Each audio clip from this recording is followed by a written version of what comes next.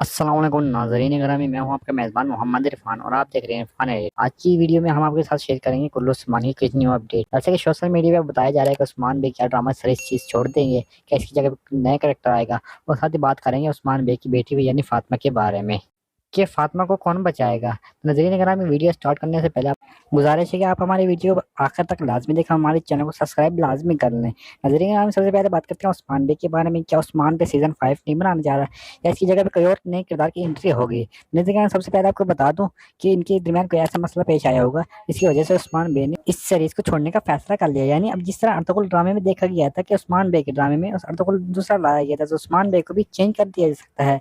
क्योंकि social media पे बताया जा रहा है कि उस्मान बे ने एटीवी को और बुज़दाक सर को अनफॉलो कर दिया, यानी इंस्टाग्राम से अनफॉलो कर दिया है और तमाम जितने टेलर थे उनको भी डिलीट कर दिए।